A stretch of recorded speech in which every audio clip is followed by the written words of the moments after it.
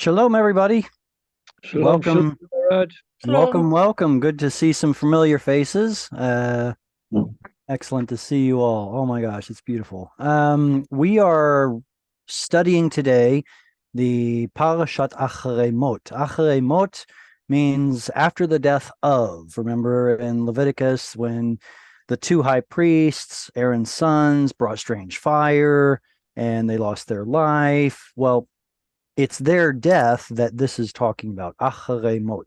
So this is coming from Leviticus 17 and 18. I invite everyone to join in and read. Doesn't matter what level reader you are. The point is to learn Hebrew through studying the Bible, the Torah. So if you want to read, please put your hand up and I'll call on you in the order in which you raised your hand. Let's go ahead and get started with a nice, not nearly as general initial verse as some of these parashot, but nevertheless, who'd like to begin and read 18, was it 18 verse 1? No, 16 verse 1. Bill, go ahead, please. Okay. Let's see. I'm on my phone, so it's not quite so clear. Vai devar Adonai el Moshe Arye Mot Shanei Bene Aharon Bekar Vatem Lifane Adonai Vayamut U. Correct. Vaidaber Adonai el Moshe. Slight pause right there. And he spoke, that is, God did, to Moses. Acharei Mot. There's the phrase after which the parashah, the Torah portion, is named. Acharei, after what? Mot. The death of, apparently it's in construct, even though there's another pause right there. The death of Shnei B'nei Aharon. And there's your middle of the verse right there. The two of the sons of Aaron. Bekovatam. This is apparently korva, or the coming close of them. So in their coming close, or when they approached, lifnei Adonai, before the presence or face of the Lord, Yod He Vav He, vayamutu. What's the root of vayamutu? Mo. Mot. It's the same. It's the same. Right, exactly. Mem Vav Tav. It's the same as the root up here. So what part of speech is mot and what part of speech is vayamutu?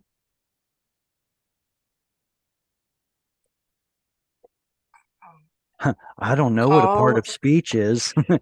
Okay. Call in Yiktal. No. Vayikto. Okay, so this one is definitely a vayiktal. How do you know? The yod and the vav. Well, there are three things you're looking for in a vayiktal. Vav, And the patach, dagesh. yeah. And then, of course, a following yiktol prefix letter. So that's a 3 plus 1. So that means if the following letter is something other than aleph, yod, tav, or nun, the so-called aton letters, the yiktol prefix letters, then it's probably not a vayiktol. Okay, mot, on the other hand, what is it? Is it a verb? It's a noun. It's a noun. It's a noun. Now, what is the kal 3ms form of this root? I'm looking for kal 3ms katal. So the completed tense, he did it form. Met. Please, somebody tell me, why does this vowel change to a tzere? In what universe does a kal katal ever take a tzere? States being verbs. Perfect. Absolutely perfect answer. The stative verbs, like karev has a tzere. Tzameh has a tzere. Tzameh means he was thirsty. Karev means he was close. It's those stative being verbs. All right. So the tzere here is coming from what probably was originally mawet. Now, what you'll find out about Hebrew is that it does not like triphthongs. I did not just make up that word. A triphthong is when you combine 3 vowel sounds in a row. In fact, there are some diphthongs that it doesn't like, where it combines 2 vowel sounds in a row. How do you say a seat, S-E-A-T, a seat in Hebrew?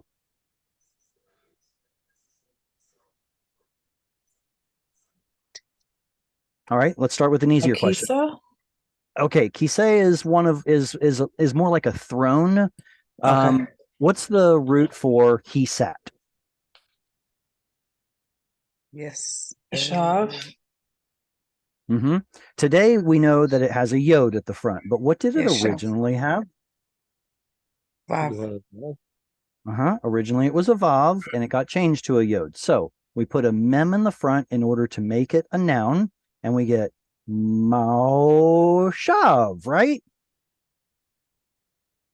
That doesn't sound familiar. Never learned the word moshav. Oh. Okay, what's the proper Hebrew word for a seat? I've spelled it for you. Just change the vowels. Yes, Shav.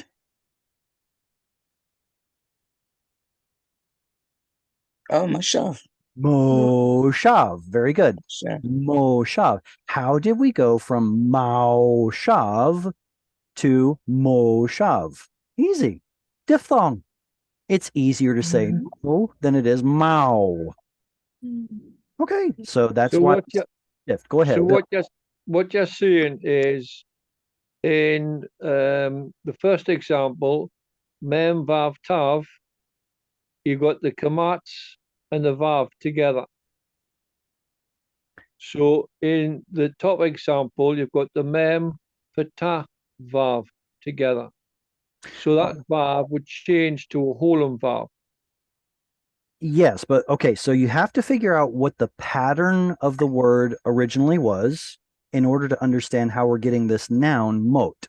So the root we know is mem vav tav. What pattern is it? Well, maybe it was originally like a if it were okay, that's fun. If it were a segalit, then it would be something like kamatz here. Let me erase this so I can get more room. Kamatz here, shva, shva. Most of you have heard of segalits before, like melech, right? So melech, today we know it has 2 segols, but those segols are artificial. Originally, the word was malk, probably originally with a kamatz, malk, and that's where we get like malko, his king. So maut is where we're getting moat. It's the same concept, but we're taking a different pattern. It's a segalit pattern rather than the miktal pattern like this one up here. But I digress. We're coming back to the katal, kal, 3ms verb. If it was originally supposed to be ma-wet, and remember vav was originally a W sound, ma-wet, then this right here, I should probably say this right here. This triphthong right here is hard to say, and it's going to get simplified. Met. Rather than moet, it becomes met. So the tzere, correct, Annie, you said it was because it was a stative verb? Absolutely.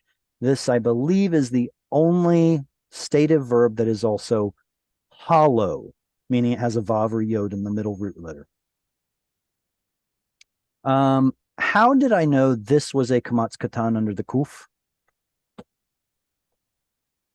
I always when I see the 2 shiva either end, I don't know, I always think it's a kamatz katan anyway. It's unaccented. It is unaccented, so that's half of the criteria, right? It's supposed to be True. closed syllable, unaccented. Is it closed syllable? Yes. Yes, because of the shiva. Mm. Very good. Also, I know that it's a noun because of the b in front and with the pronominal suffix on the end. I know it's acting like a noun. Is it actually an infinitive construct? Maybe it was an original infinitive construct. It's hard to say. We have a lot of infinitive constructs that have a tav at the end. Latet, lagaat, liknot. So it seems like there was originally a tav involved in the infinitive constructs, but then Hebrew mostly loses them. So it's up in the air. Maybe, maybe not. Either way, this is the noun of being close, or it's the infinitive construct of the act of being close. Either way, it doesn't matter. It needs an O. So this is a kamatz katan. Is there anything else that you all would like to ask about this first verse before we move on to the next one? Well, the reaction of what they did was to bring strange fire. What does that mean? Yeah, nobody knows. So the fact that shortly after this verse we hear about coming in to serve before the Lord without drinking alcohol, that makes some people think that maybe the sons were drunk. Furthermore, bringing strange fire could mean using fire on an altar that did not come from the fire that came down from heaven, but rather from some other source, therefore an unholy or from a different place fire. And then there's actually a whole lot of interpretation about whether these two sons, were they actually at the pinnacle of their righteousness, so God took them so that they wouldn't slip downhill, as it were, or did they do something horrible, and because they are essentially the representatives and leaders of Israel as the high priesthood, they are going to be judged more severely. There are lots of opinions, lots of options, and I'm not going to die on the hill of which one it is, but there are lots of options. Okay, thank you. All right, who's my next reader? Nice long verse. Oh. Jesse, go ahead, all yours. Okay.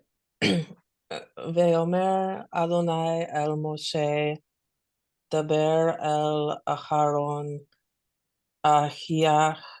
אחיך, ואל יבוא, וכל את אל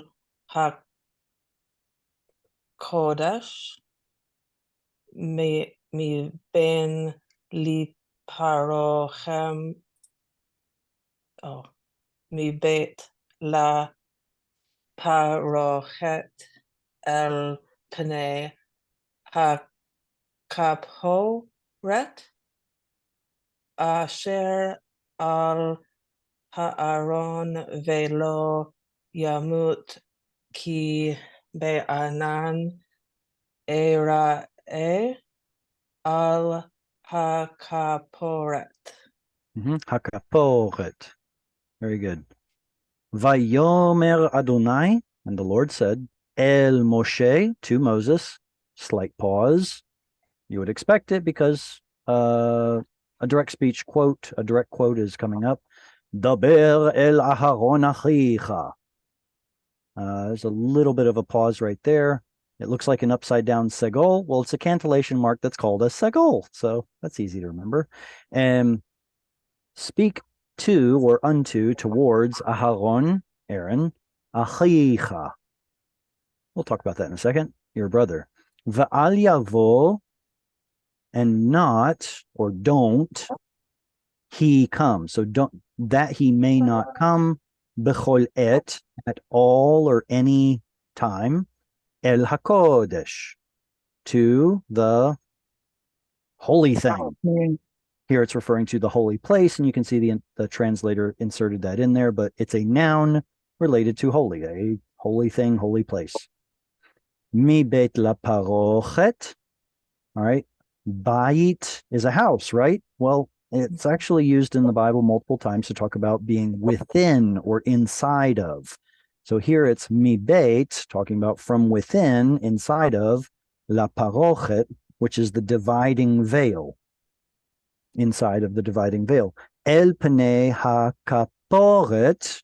Does anybody know what Yom Kippur is? Day of Day of Atonement. Oh, Day of Yes. Atonement, right. Mm. Covering or atoning. So HaKaporet is the atoning mercy seat. It's the place between the two cherubim where God's presence was located, or yeah, leave it like that. So to the face of the mercy seat, they're calling it Asher al Ha'aron, which is upon the box. Well, ark of the covenant, Velo Yamut, and not he shall die. Basically, he can't come in at any time before the presence of the Lord, so that he won't die. Ki be'anan, for in the anan cloud, Acharei, says I will appear, al hakaporet. So I will appear on that kaporet that he's coming in before.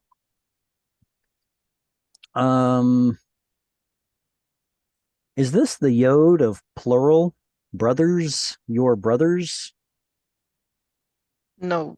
No, No, I mean the it's a translator. single. Yeah, Yeah. it's just Aaron. There's only one of them. So why include a yod before that pronominal suffix? Usually you add a yod if it's plural, right? Susecha means, sorry, there we go. Susecha means your horses. That's plural, that's a horse. Your horses. But the thing is, with your brother, it's a Hirik yod and not a Sigil yod. Fair enough. So that my makes a question difference. becomes, That's going right. to make a difference. It does make a difference, but just remember that the Hirik wasn't there until about the 7 to 1100s. So why is there a yod there? Pronominal suffix. To pronounce it as an I.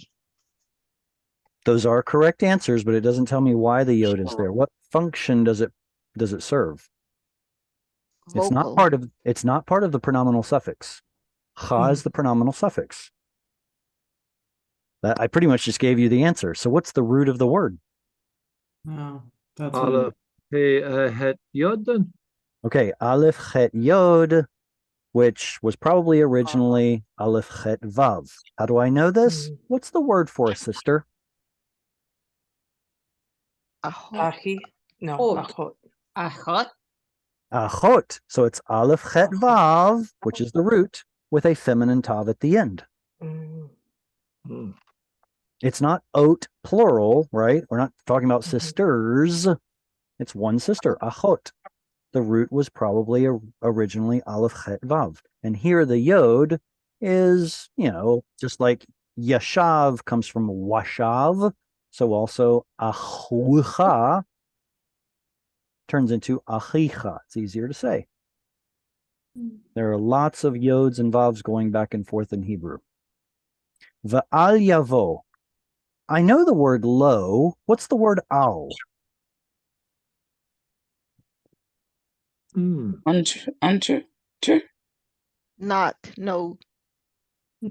So it's another negative. So then that begs the question, what's the difference between lo and the word al?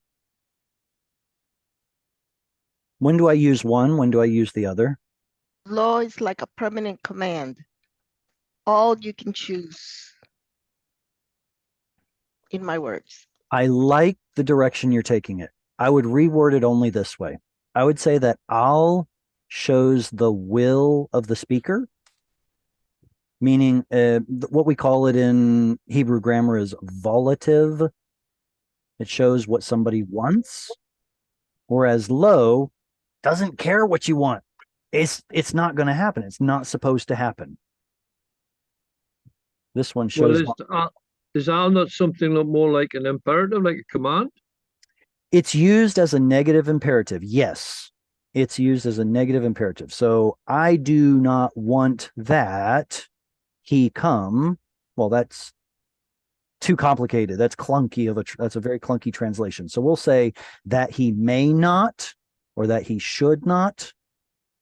Something to show that will and volition is built into it. Here, I'm not sure that they.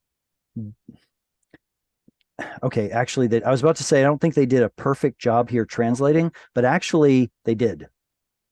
He come. Is that good English? Mm, No. It okay. is. It is. You just have to know a thing or two about English. He came, or he will come, or he comes. Those are three tenses. He come is actually a different tense. All right. It's called the subjunctive. Excuse me. In English, it's called the subjunctive.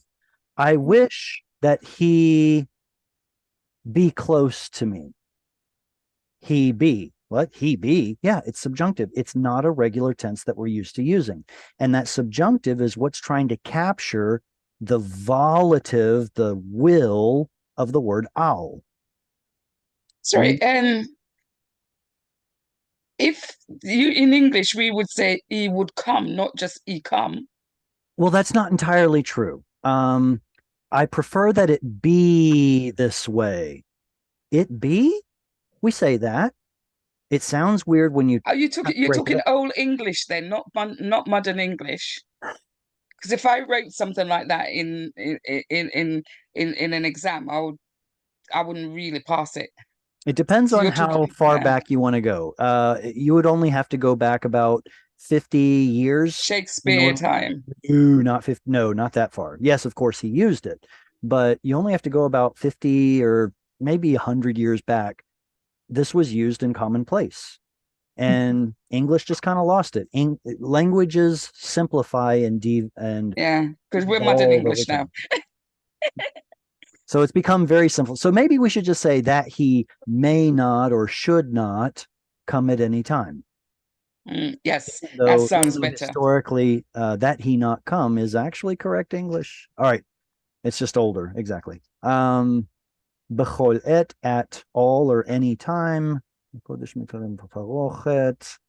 And there's something I wanted to bring up. Oh, there's our friend Mot Yamut Met. Well, maybe not friend. Acquaintance that we kind of try to ignore, I suppose. And this one. What binyan is this? We learned something about the 7 binyanim. Yeah, if I- It's Is, first isn't it? person singular. Yiktor Kal. It's yiktol. We Yeah. know, we can see the aleph that it's yiktol. And Kal? Or Is it a Nifa? Nif'al. Please share with us. How did you come to the Nif'al. conclusion that it's nif'al? So that's what I said, Nifa. I know you said it. That's why I shook my head. Yes. I don't know. Okay. Maybe nobody heard you. I heard you. Okay. Amy, Annie, how do you know that it's nif'al? Because there's kamat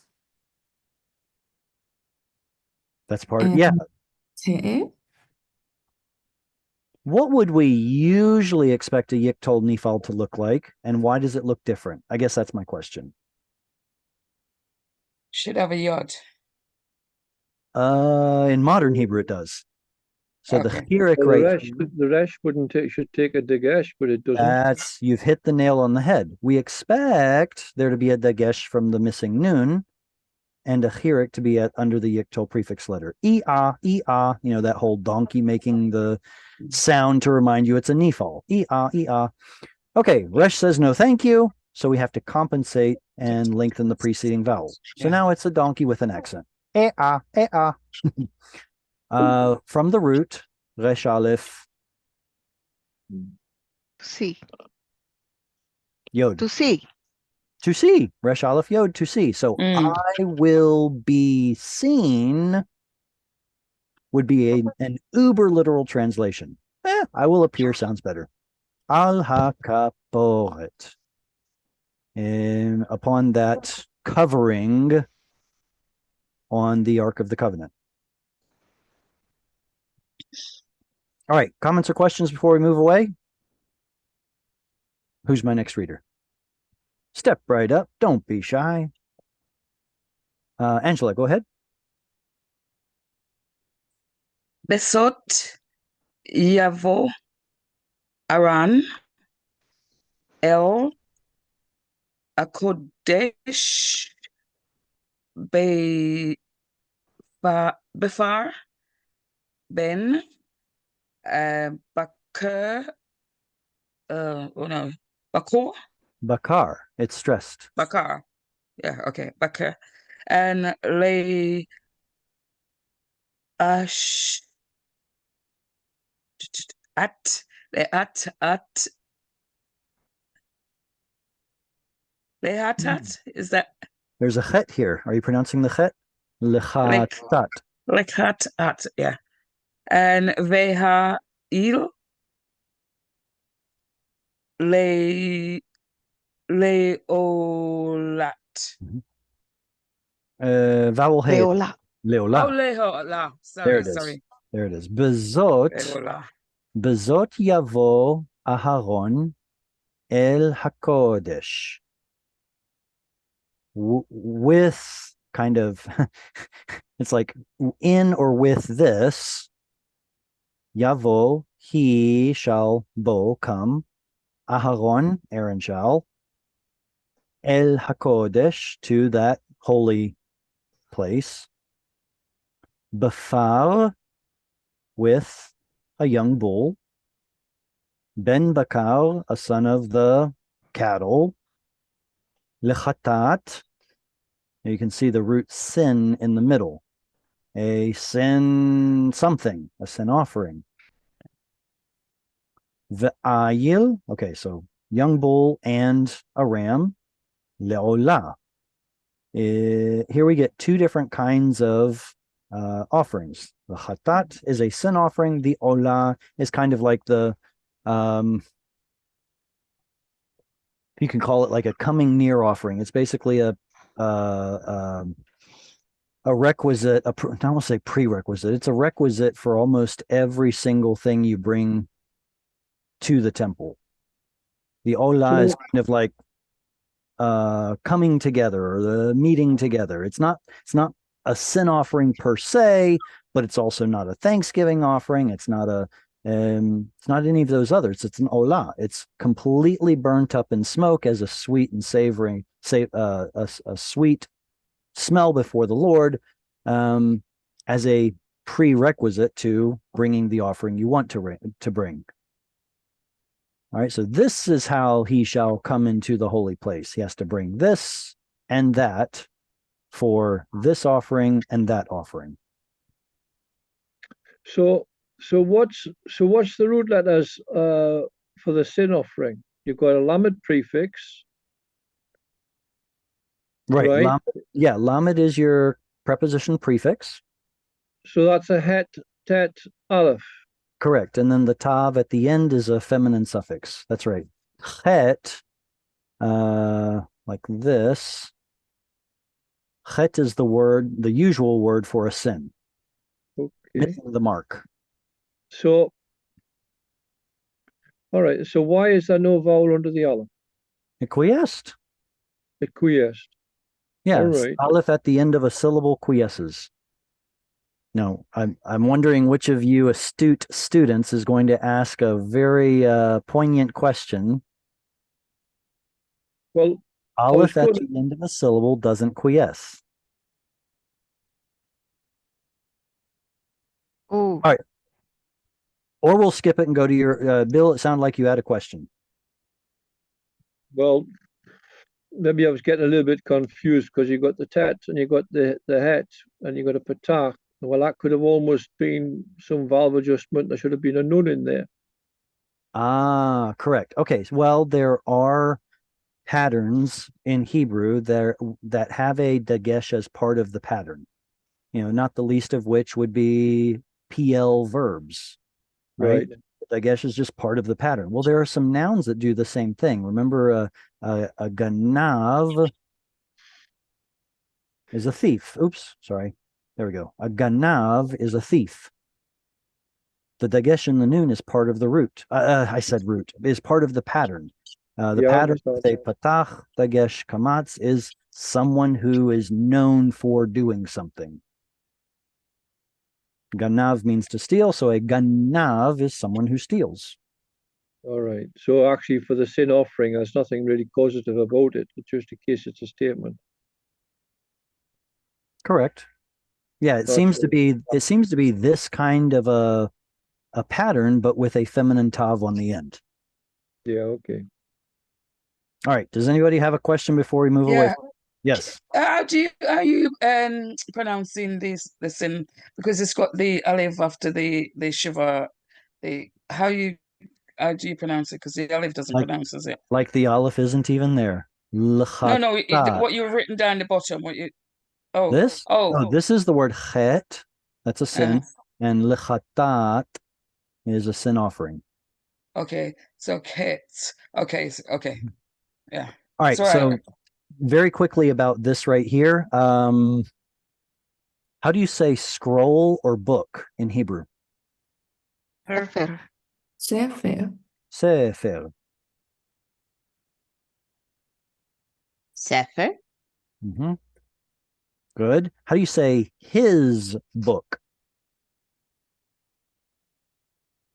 Seferi, Sefer, Seferot.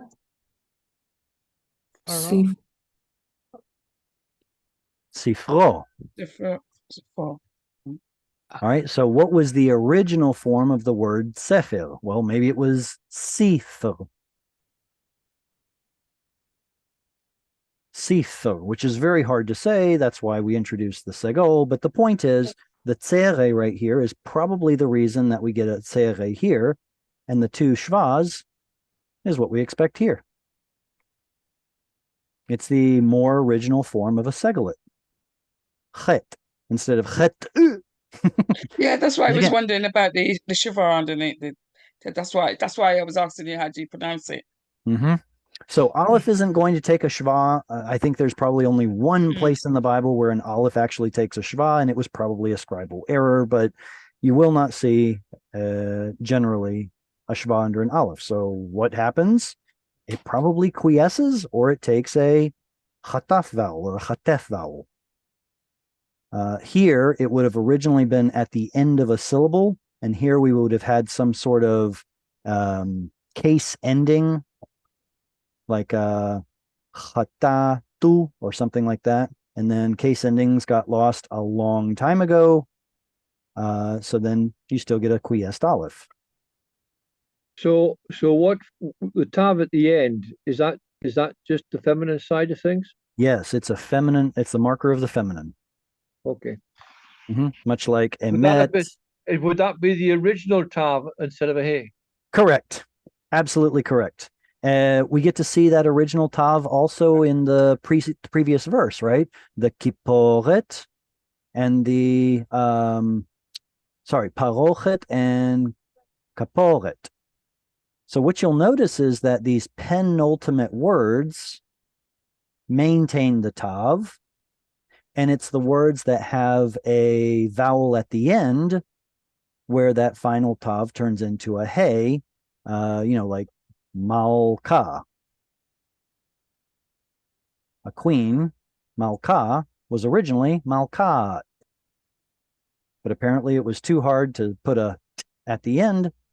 So those words that have a vowel before the tav turn into a hey at the end, whereas the ones that are penultimate and originally had a double shva here, that retains the tav. Excellent observation. Can I ask a non-grammar question? Yeah. So what's going on here? Is it just like spring cleaning for the Holy of Holies, or is it? No, it's remember, this is all in reaction to the way that the two boys came into the Holy of Holies. And he's saying, this is how you ought to do it, not like those two numbskulls did.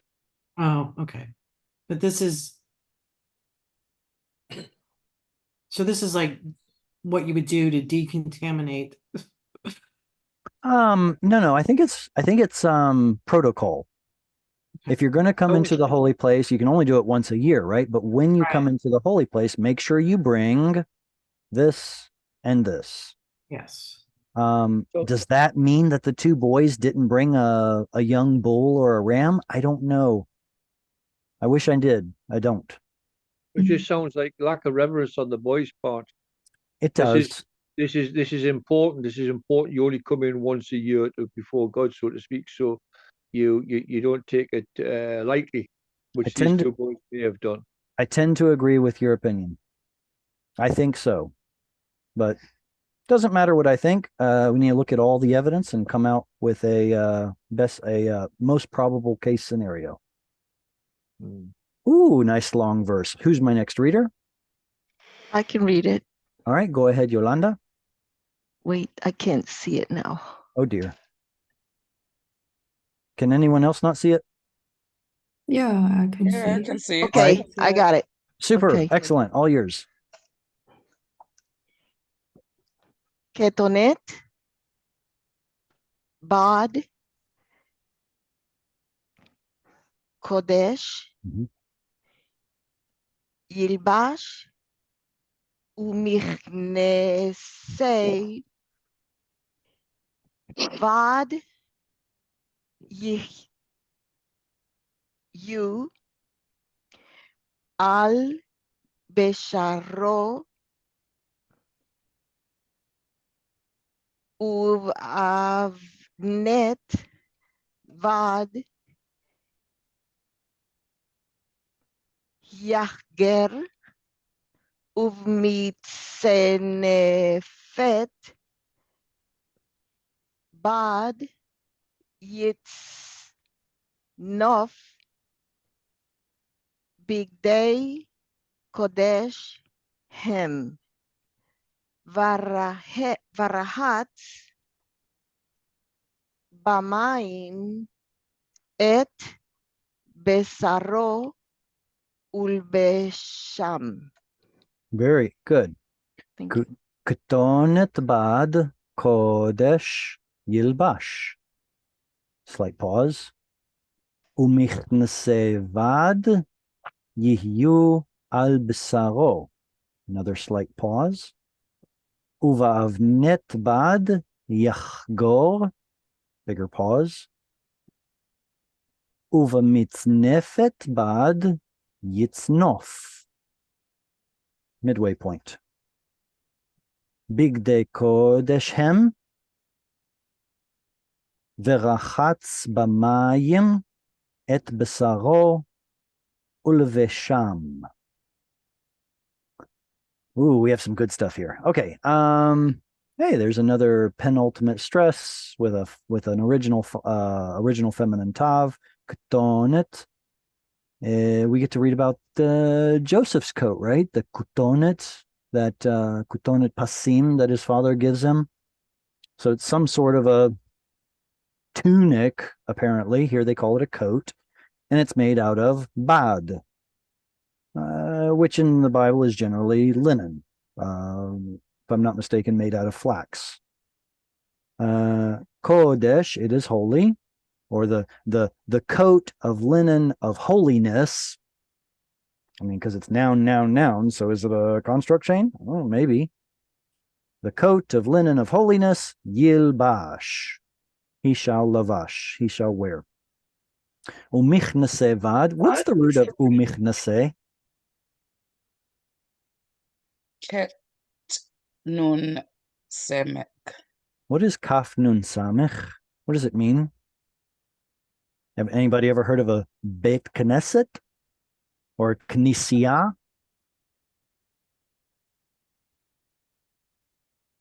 Come on, what does it mean? Lehitkanes. Or sorry, lehikanes. Beit Knesset. Oh, stop. As a gathering meeting from Yes.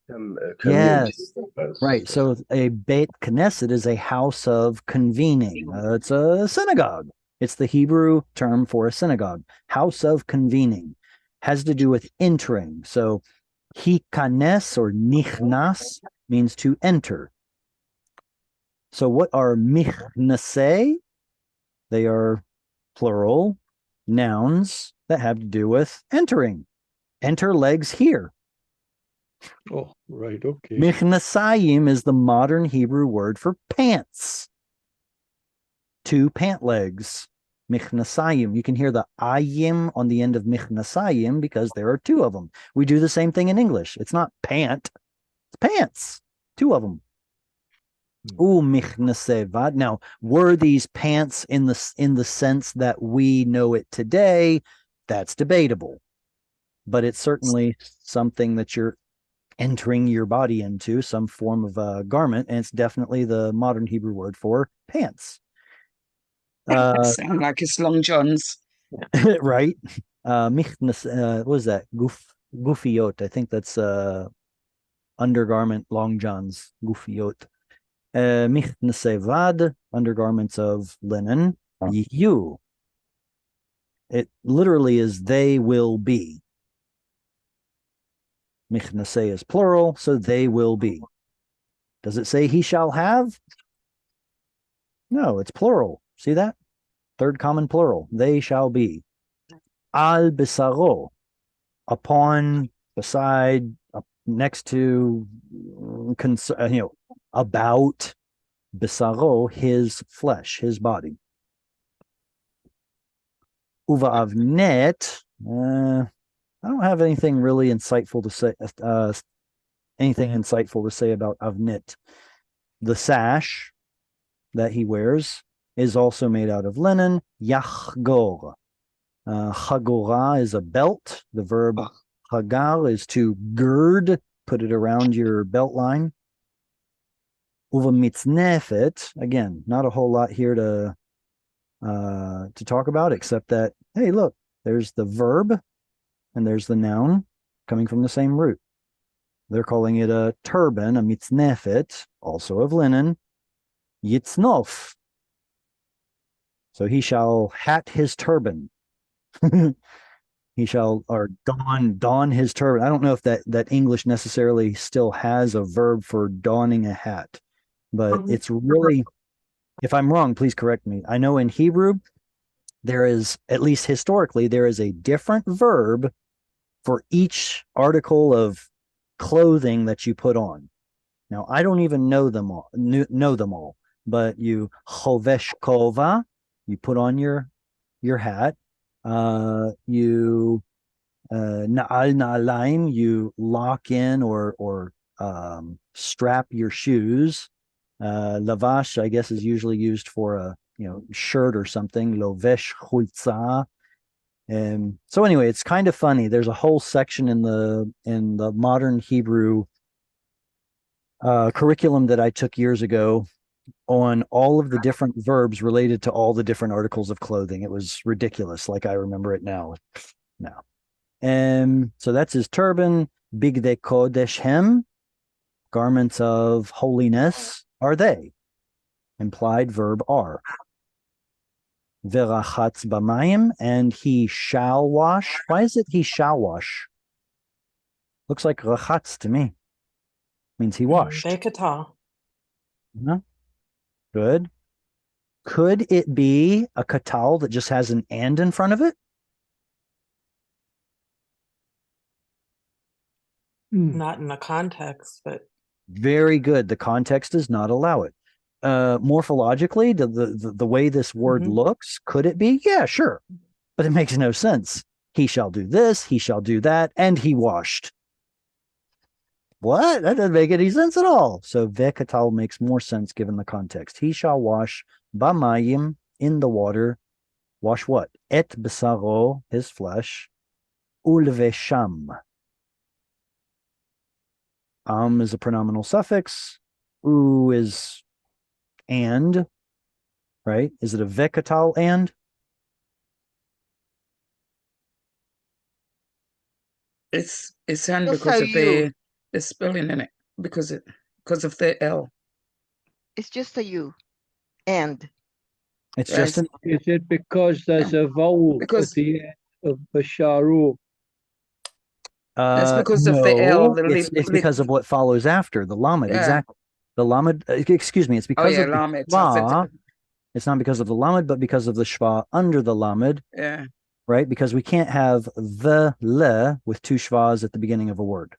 So Hebrew fixes it and turns it into u. But my point still stands. Is this a vekatalva that turned into an u? Or is it a conjunctive and? Conjunctive. Conjunctive. So 'Cause now it's you a have to and. parse this.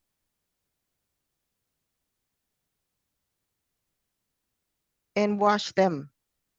Okay, Put them. I Put them. understand that the root is to wash. I get that. But now you have to parse what's in the middle. Is this a kal verb? Is it a yiktol? Is it an infinitive? Is it an imperative? What kind of a word is this coming from? What do you have to work with? Not much. You've just got Kal. Oh, the bet, the Siri under the bed. Why is there a tzere under the bet? Here's another example. What's this word? What does it mean? Mm.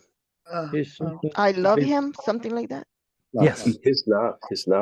So this is your pronominal Ahava? suffix. Well, it's not ahava. Ahava is a noun. Ahava is a noun. So it's not a noun. Yeah. It's a verb. Aha. He Who? loves him. So without the O here, it should have been ahead. What is that? Karev, tzameh, met, yef. We talked about it earlier. Oh, Stative stative verb. verb. Stative verb. Apparently, there were some verbs that were stative, having a tzere, and then later it changed for whatever reason. It got lost. But the Bible preserves the tzere in many verbs so that we know that it was once stative. Stative. Okay. We see this also in I think it's Yalad. Yaled. There might also be one Lamad, Lamed. No, that was I can't remember. No, it is. It is. To learn would have also been stative original. Anyway, there are tons of examples that still preserve a tzere because apparently it used to be considered stative. Once you put the O on the end, it causes the long vowel in an open syllable to drop to schwa, or reduced vowel, and that's exactly what happened here. So, back to the original question. How do you parse this verb?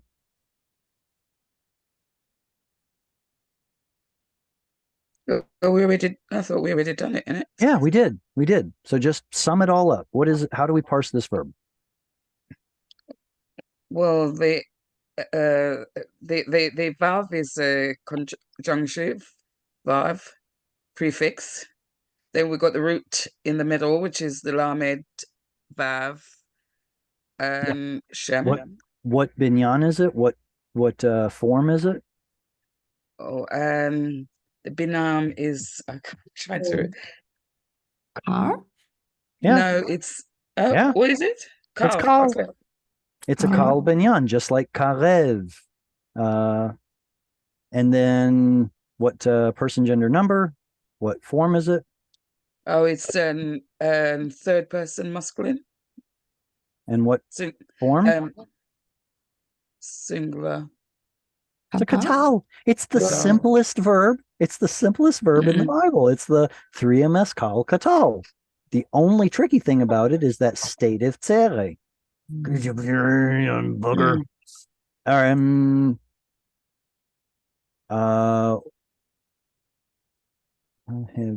Okay. I guess that's a moot point then. All right. I think I'm good with that. Any comments or questions before we move away from this verse? The description of this is almost like putting on a uniform. Oh yeah, So you've sure. got the turban of authority, and Oh yeah. because it's sacred and holy, his body has to be clean. His undergarments have to be clean. You can't just sort of do things ramshackle. Exactly. He is seen by essentially all the eyes of the people of Israel.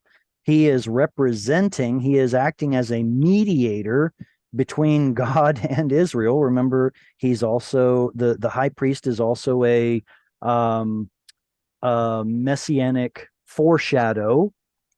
I mean, there's a lot of responsibility on his shoulders. And all right, now I was hoping I could find, is it here? Aha.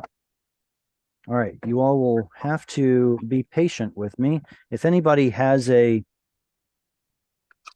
art scroll Chumash, a relatively new one, you might have this picture that I'm trying to get up on the screen. Trying valiantly. I've got a rat's nest of wires on my desk that I'm trying to sort out.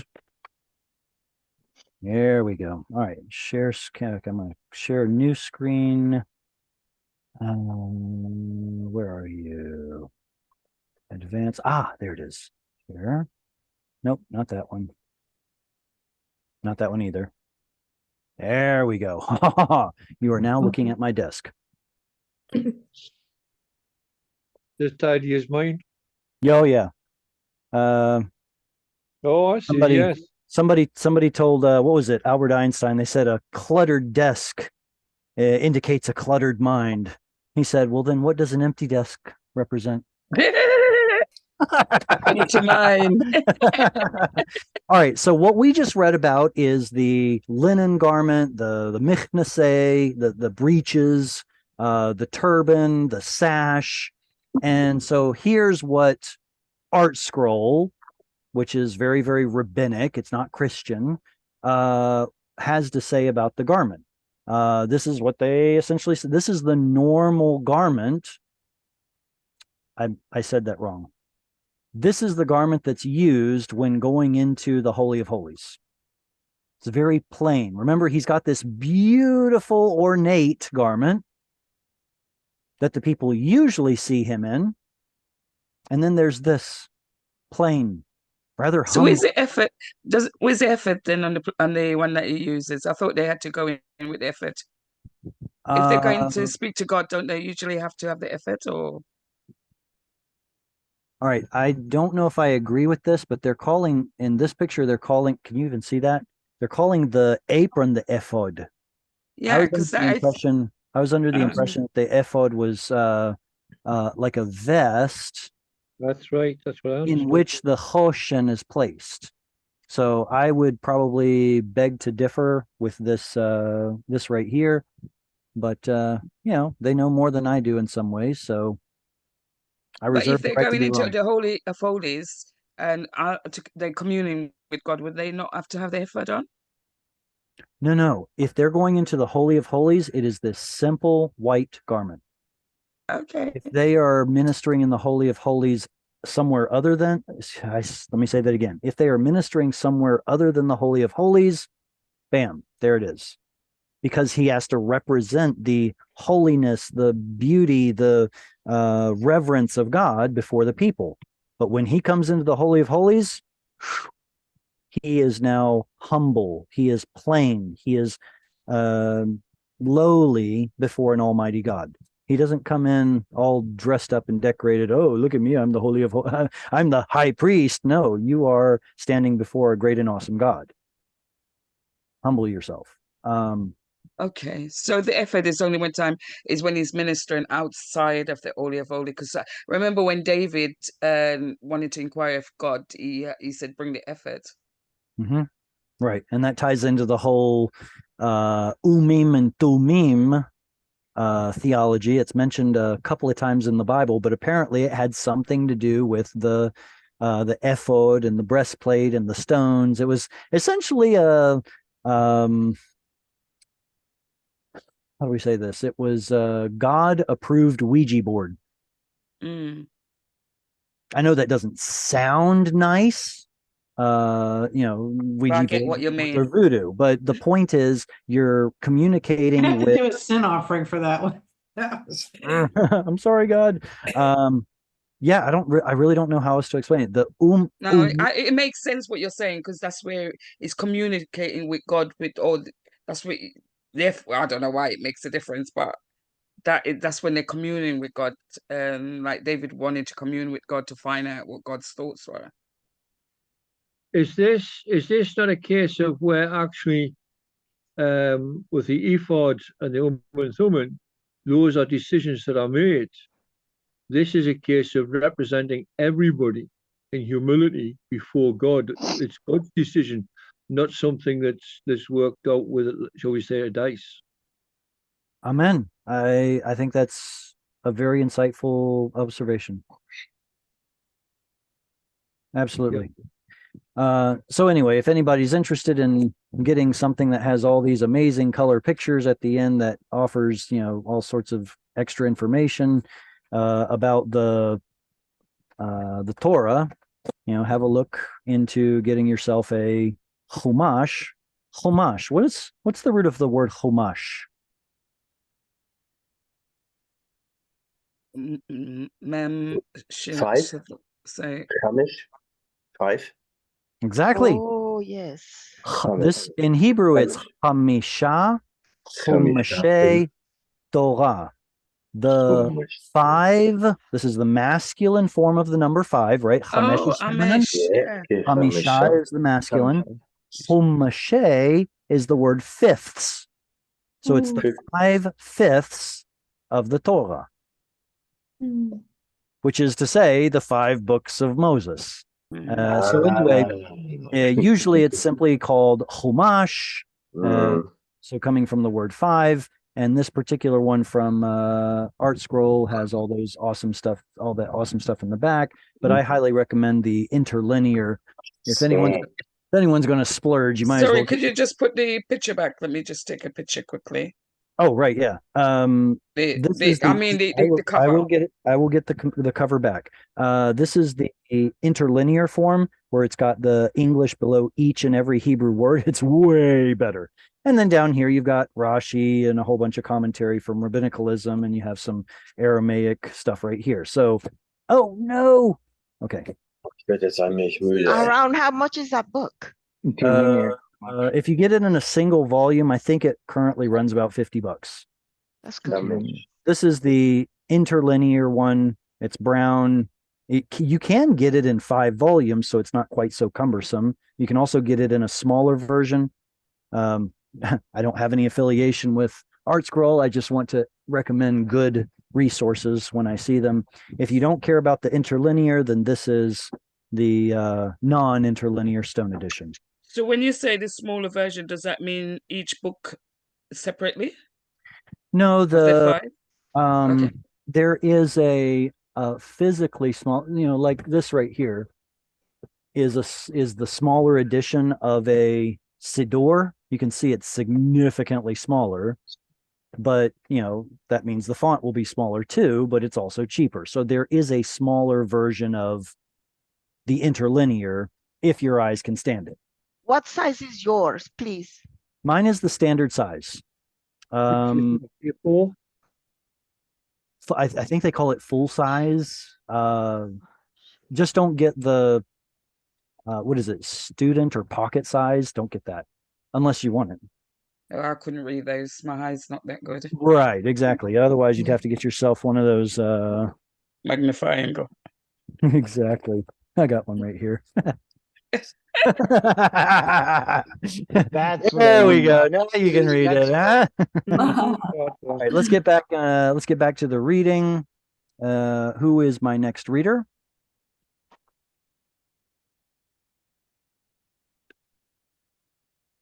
I can read. Go ahead, Thomas. This is hands up. this one, not this one. Did I lose it? Where was it? Okay. Here it is. All right, go ahead. Okay. Thomas. Okay.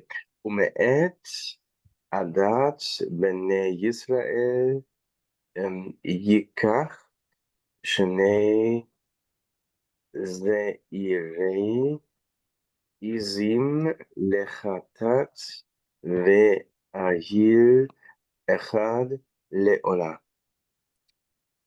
Where is the stress in that third to last word? The last word? Okay. No, the third to last word. Okay, the third word. Okay. The ayil. Ayil. Very good. That's the same pattern as bayit or yayin or zayit. It's masculine. Masculine? Oh, yeah. Yeah. masculine. But Yes. I want to bring up that the stress is right there. We Yes, can see Mark. the Mhm. Yeah. mark right there. Mm. Excuse me. Ume'et adat b'nei Yisrael yikach shnei se'irei izim lechatat va'ayil echad leolah. Thomas, I'm going to keep bringing it up until I don't hear it anymore. This is going to make your S set sound. Oh yeah. Sorry. Oh. Se'irei. Se'irei. Very good. All right. And Ume'et. And, sa'ar.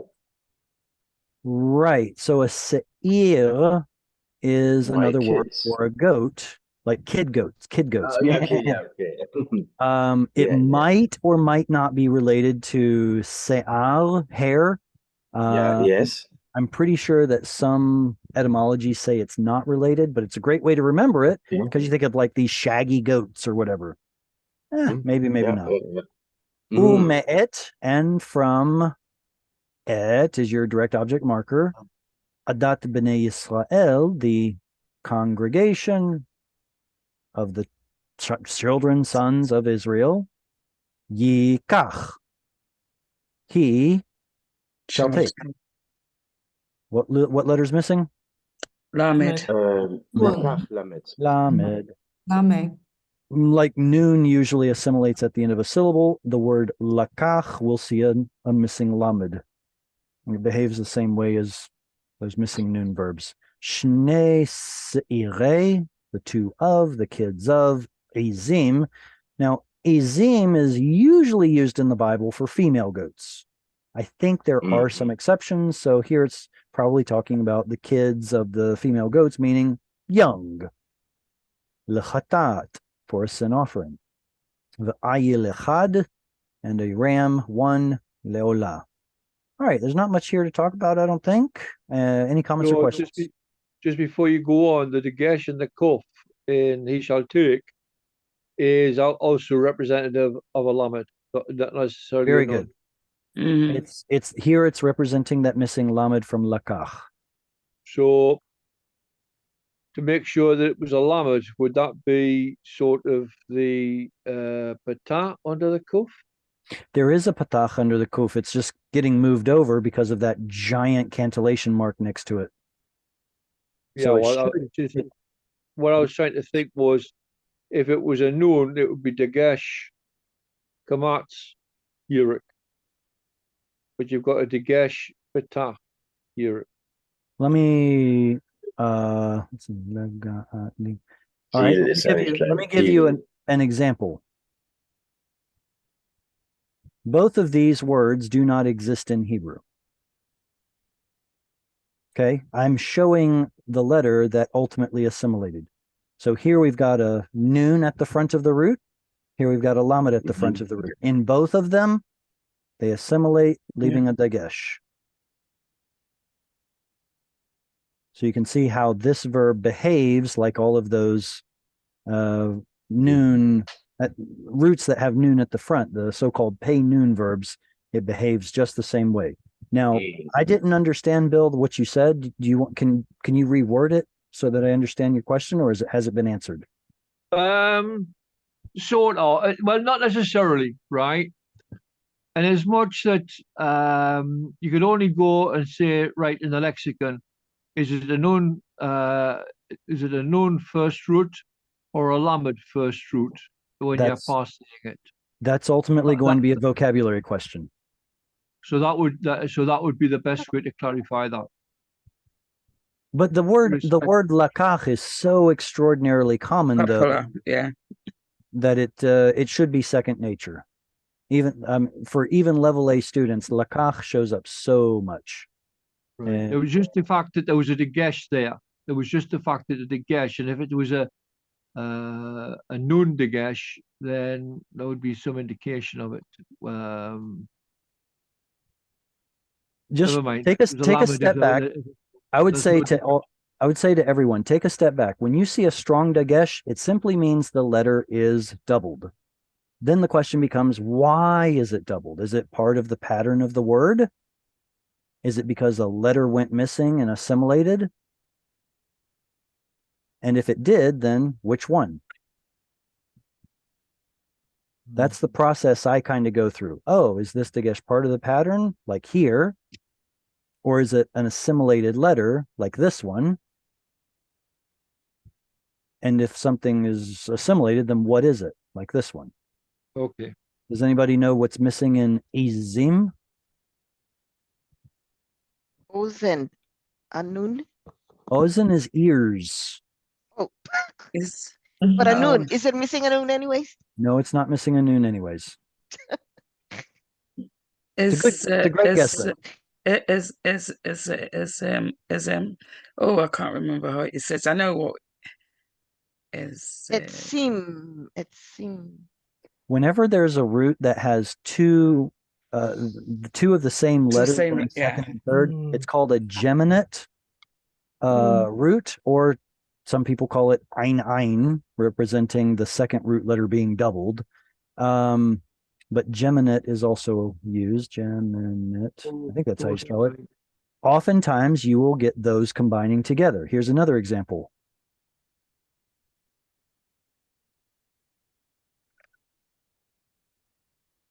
Well, this one we know.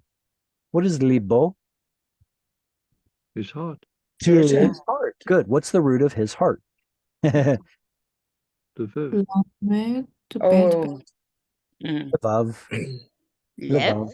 Levav. Yeah, lev is the shortened form of levav, the longer form, but when it It's takes a lev. pronominal suffix, the two bets combine. How do you say his people? Mm, I mean, Yeah, I mean, What's the root?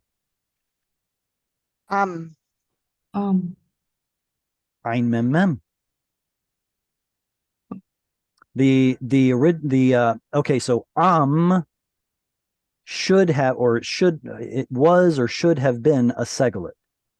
Ein mem mem, patach here, which was originally kamatz, shva shva. So how do you spell Well, if it's in construct form, it's going to be a patach instead of kamatz, but the point is that's going to combine. So that's why we see it in the Bible as or in the construct, The two mems are gone. The only way you know it is in the construct form where there's a pronominal suffix. Then you get your dagesh that says, aha, something's missing. But over here, you have a missing lamed, and in other places, you have missing noon. Sometimes you'll even get a missing hey. All right, who hasn't read and wants to? I can read. And Annie, go ahead. This one's all yours. Okay.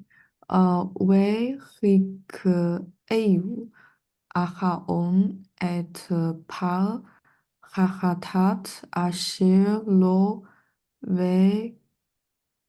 וכיפר בעדו ובעד ביתו. Very good. I'll read through one time, then let's go through it. V'hikriv Aharon et par hachatat asher lo v'chiper ba'ado uv'ad beito. All right, so you can see the translation. There's not a whole lot to talk about that we haven't already mentioned, right? Hikriv, what binyan is v'hikriv? You? Yeah, with the hey and the yod, it must be hifil. What form is it? Kal. Kal is Vekata. binyan. Vekata. Vekatal, right. So we see they've translated it as a future with a vav in front of a katal. So it's vekatal. Very good. And he shall cause something to become close. What shall he cause to come close? Et answers the question. Oh, the bull. the bull. Why they put his right there is probably because of what we read in the previous verse. The bull of the sin offering, which to him, supply the verb, which is to him, which belongs to him, which he has. V'chiper, what binyan? What? Wait. Take a towel Um, again. Yes, Good. that's what I was Good. trying to remember the Vegetal, name. and I think it's Hefio. But there's no hay. No, EL. Huh? EL? P-A. Yeah. yeah. Good. Yeah, that E-E with the strong dagesh. E-E, P-L. V'chiper, and he shall cause or make covering, that is, make an atonement. Ba'ado, ba'ad is for the sake of himself, and for the sake of beito, his house. All right. Anyone else want to read that hasn't yet? Going once, going twice. Jesse, it's all yours. Go ahead.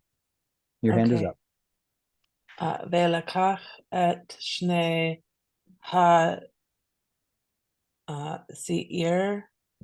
שעירים והעמיד אותם לפני אדוני פתח אוהל מועד. Very good. Petach ohel moed. Very good. ולקח את שני השעירים, excuse me, שני השעירים, והעמיד אותם לפני אדוני, פתח אוהל מועד. וכתב, Kal, 3ms, he shall take what? Et answers the question. The two kids that we talked about earlier, now all of a sudden they've been promoted to goats. Ve'emid, Binyan? Hefio. Of course. What's weird about this particular form? What's strange, odd, eccentric? It's Vegetal. It is Vekatal. What's the difference between this form and the one we saw earlier? The segol. Riv. Why is there a segol? The ayin. The ayin. Exactly. Is that because of the Shabbat under the Vav? Not because of the Shva under the Vav, because both of them have that. But rather it's the ayin that does not want to take Shva, so therefore it takes something else, which then influences the preceding vowel. So we have vowel agreement here, or what's called vowel harmonization. Most of the time when you see a reduced vowel, the preceding vowel will be the same flavor, like ah, or or uh-oh. So these are your uh-ohs. These are your es. These are your uh-ohs. Interestingly enough, what about this right here? E-E. Oh, no, E-E. E. Okay. Do we have vowel harmonization here? E. Just E. E. Okay, so very good. This is what has become a silent shva. Has it always been a silent shva? No. Not all of them. So this actually would have been something akin to e, which is the same thing you see over here. O, e. But then those silent shvas come in about, I guess it would be 12th century. And by the 14th century, we have a big debate about whether it's an audible shva or silent shva, whether it's a syllable of its own or not. It's a moot point. Originally, pretty much all shvas sounded the same. And it wasn't until later that we get two kinds of shvas. But this is something to consider. The fact that you get two shvas turning into chirik shva tells us that shvas were pronounced at the front of the mouth. So fun stuff, like this right here. What should have been life, we get vowel harmonization. It becomes life, lifne, which ultimately becomes lifne. You guys didn't mention it earlier, so I didn't bring it up. But remember that Kamatz Katan early in today's lesson where it was, no, it was be, kol, tam. You remember this one? You remember this word from earlier that had the Kamatz Katan? Mhm. Yeah. The kol. I don't remember it, but Why isn't there a shva here? If this is a closed syllable, then why is there no, I said shva, I meant weak the gesh. If this is a closed syllable, silent shva, then why isn't there a weak the gesh here? Is this a Think it would silent? not. Is it a Does it silent different shva or audible No. shva? Under the resh, is it silent or audible? It's silent. Silent? It's the wrong question to be asking. Yes. It's actually what's called a medium shva. It doesn't fit nice and neatly into either category. It's actually somewhere stuck in the middle. This just illustrates that shva has become such a big nasty problem over time when originally there was no problem. Hmm. They try to fix the problem and they actually caused it. It's yeah, in trying to fix the shva problem, we now get boatloads of rules about when shva is this and when shva is that. And so I find solace in the fact that it wasn't originally like that. All right, let's see. Any questions on this verse before we move on?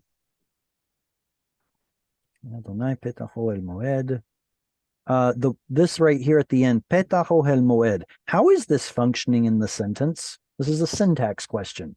What function do these three words serve?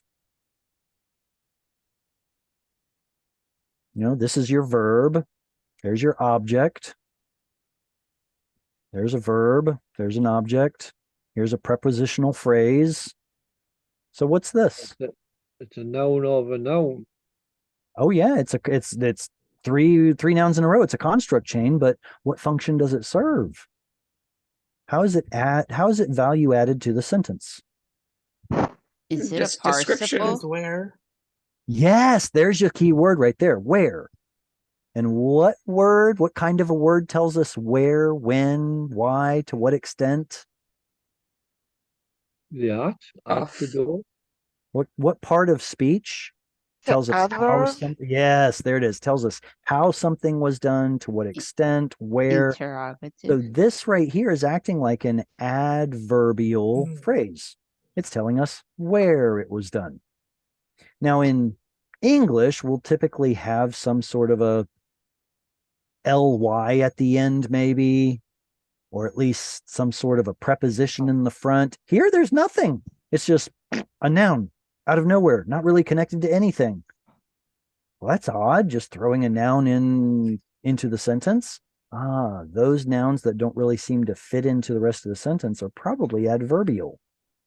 Like fill that bladder, the what they call a skin, fill the bladder water.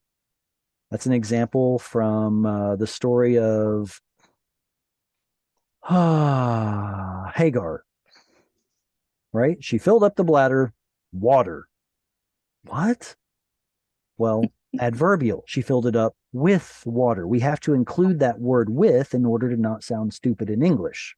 But in Hebrew, you don't need it.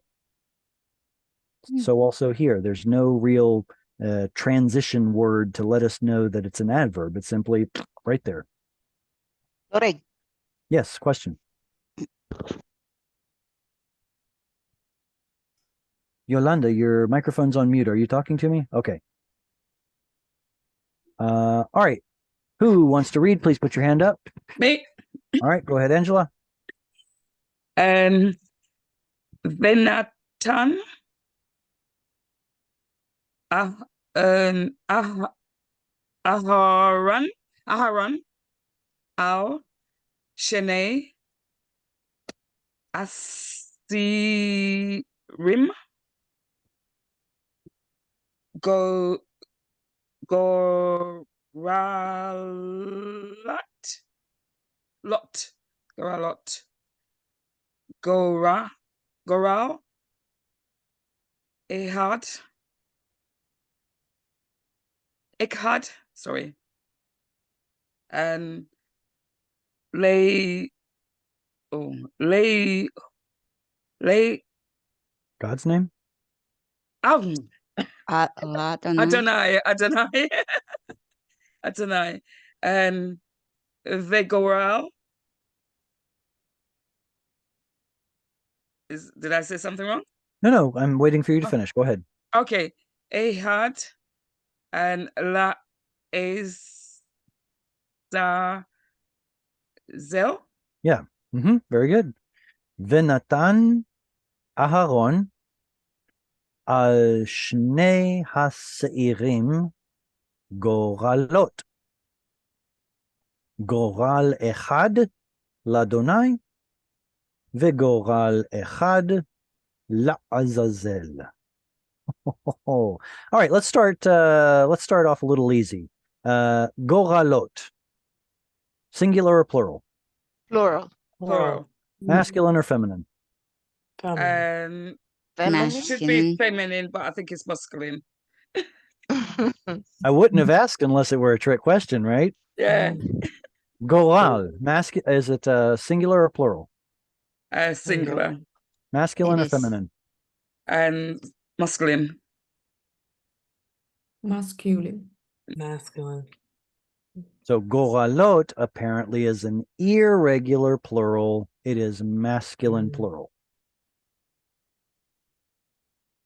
Okay, so he shall Natan That's cast. supposed to be give, isn't it? They shall Give. give Aaron. Yeah.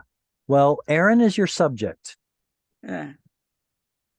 So Aaron shall Natan Take. Shall give. give, or it could also be put or place. All right. We get to see, lots of places in the Bible where Natan could be putting or placing. It sounds better in English, but it's the word Natan. So is it really the word cast? Well, maybe in context that would actually be good, because we get to see that the goral is cast into the lap. What was it, like Proverbs or something? I forget where, but it talks about casting the lot in someone's lap. The idea being, like I'm sure you've seen it on movies and TV where somebody casts some bones or some dice essentially, and then the guru reads it in order to tell. That's casting lots. We get to see casting lots in divvying up the land of Israel to the 12 tribes. Probably also in the story of Esther and Purim, when Haman cast lots in order to determine what day to slaughter all the Jews. But there it's called Purim, which is probably a synonym for the Goral. Okay, so he shall cast lots, or he shall put upon the two goats lots, dice of some kind. Goral echad ladonai, so one lot or one dice or one drawing is going to be for the Lord. Remember, we've got two goats, right? One of them's for the Lord, and the other one is Lazazel. Yeah. What do you all know about Lazazel? That's the goat that they send outside the. Is that the goat that they Jesus. send outside the Yeah. the compound or wherever? Right. The one that is to the Lord is going to be sacrificed, and the one that is Lazazel goes outside of the camp. Yes. Driven Which away, would be Jesus. which is a picture of Messiah. So the cat. Well, that's actually, yes, it's actually controversial, because on one hand you would say that the goat that is slaughtered is a picture of Messiah. On the other hand, the one that is driven outside of the city is a picture of Messiah. It's possible to be both. But Azazel is a bad word in Hebrew. If you want a cuss word in Hebrew, this has become one of them. It has also become the name of a demon And then it's hard to know exactly how the chronology happened in history and time, but you see God here and something parallel to it, contrasting but nevertheless parallel. So deity Yod-Heh Vav-Heh, deity Azazel, right? Well, that's what it ultimately became. I think in Book of Enoch we get to see Azazel representing some sort of demon, but that was Second Temple period when Enoch was written. It probably was not written by the Enoch of the Book of Genesis. It was simply given his name to add street credibility. But look at remember earlier we were talking about the female goats. What's the word for a female goat? Yes. Is. As What is the Aramaic word for to go? Is it or something like that? Ezra. Azal. Yeah. It's the goat that goes. This is ultimately, in my opinion, this is So it's ultimately the scapegoat. about nothing. It's the go goat. Yeah. It's the goat that gets sacrificed on the altar, and then the go goat. So it's kind of a, I don't know, it's kind of a bitter, it's kind of a unpleasant taste in my mouth, where how this Azazel has turned into a bad word, into a demon, into this whole theology of, almost like Zoroastrianism, where you have the white god, the black god, the good god, the bad god, the whatever you want to call it, this duality. It's like it's all unnecessary. It's the go goat. I personally like applying Occam's razor. If there's a simplified solution, maybe that's the correct one.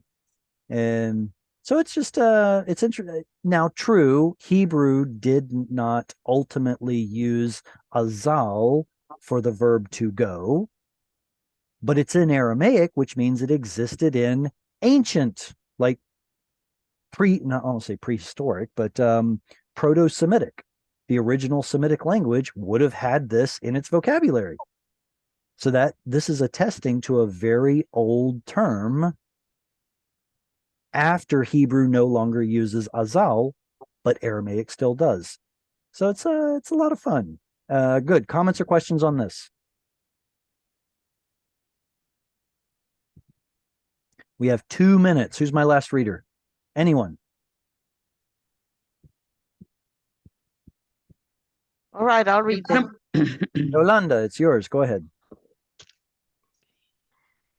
Vehikriv Aharon et Hasair Asher Allah Alav Hagoral Ladonai Ve'asu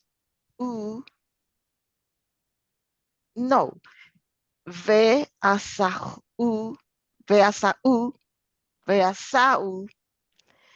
Hatat. Very good. Vehikriv, excellent. Vehikriv Aharon. There's your verb, there's your subject. Aaron shall cause to approach or come near or be close. Et hasair.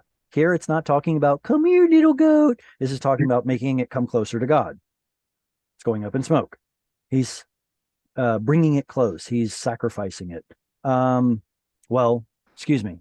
Maybe he's not doing it yet. Right now he's saying, come here, little goat. Here, we're going to play with some rope. My apologies.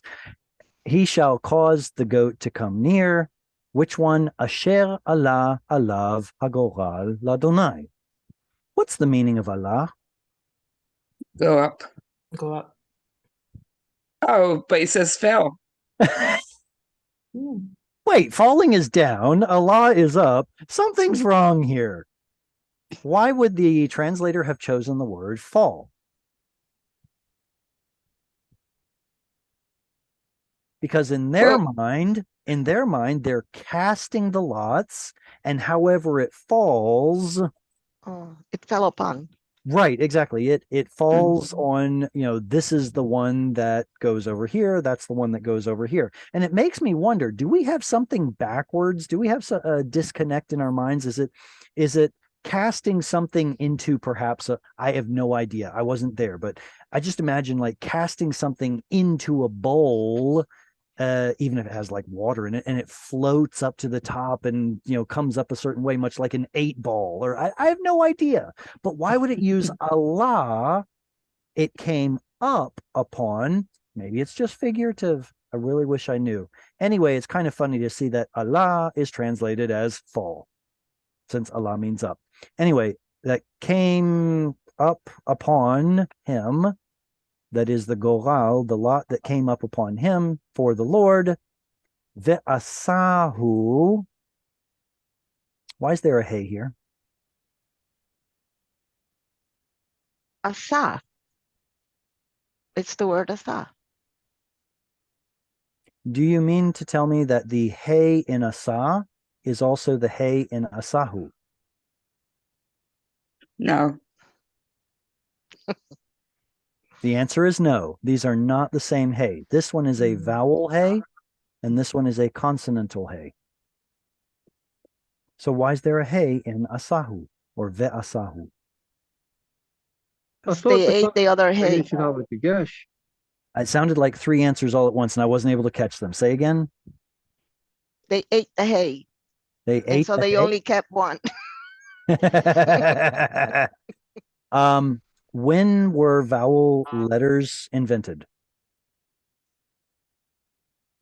Oh, after the A was one of the original vowel. It was only a 3, wasn't it? Right. Vav, yod, and hey. Vav originally represents oo. Yod originally represents e. And hey represents a, e, o. Later on, Vav comes to have an O as well. Yod comes to have an E, kind of like I don't want to say that. Maybe more like this, A or EY. And then Hey pretty much only represents A and E later on. Sometimes still O, but usually a historic spelling. This happens around the time of King Solomon. This happens a little later on, probably around the Babylonian exile, maybe close to it. So when was this written?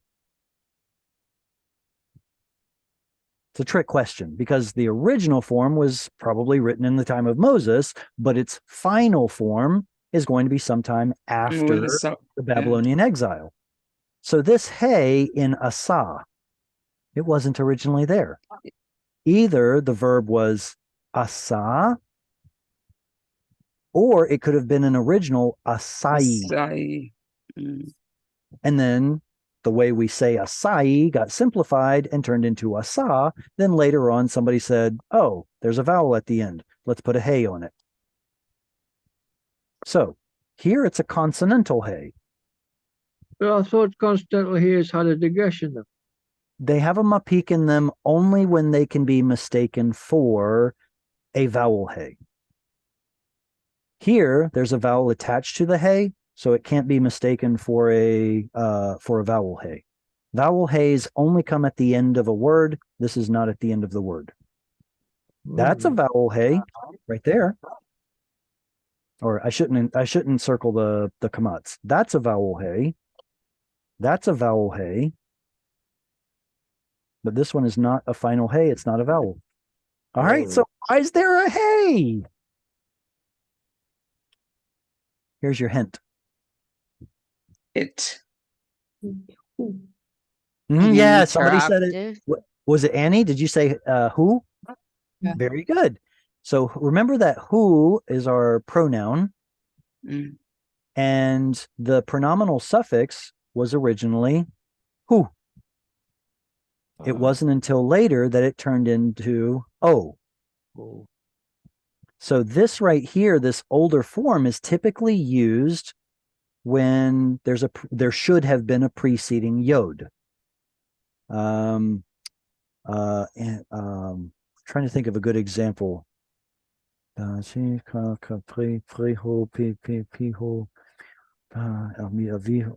I don't know if that's really a good example. Avihu, has anyone seen that form before? It's not His terribly. father, his Yeah. brother.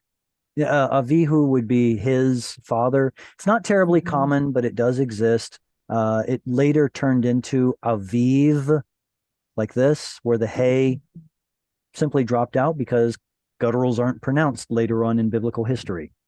It's kind of the same reason that the hey of Hefiel goes missing, or the hey of definite article goes missing, or the hey of Yehoshua turns into Yoshua, or eventually Yeshua.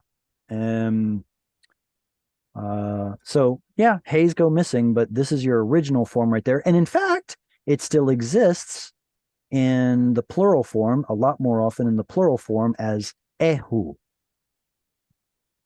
But again, that ultimately turned into av, like this. So it's all out of whack. The original 3ms form was this, and the original plural 3ms form was this. So what we're looking at is the verb asa with a 3ms suffix. And he offered, and he will offer, right? Because it's vekatal, and he will offer it or him, referring back to Goat. The goat. because The this is, Lord's help. yeah, The exactly. girl. This is masculine, so it has to agree. And good, that's it. All right, we've gone a little bit over time. I hope you've enjoyed this episode. If you want to support Hungry for Hebrew, please do. And I look forward to seeing you all next week. להתראות ושלום. Yitter shalom. להתראות. God shalom. שלום. Shalom. Um, That was good.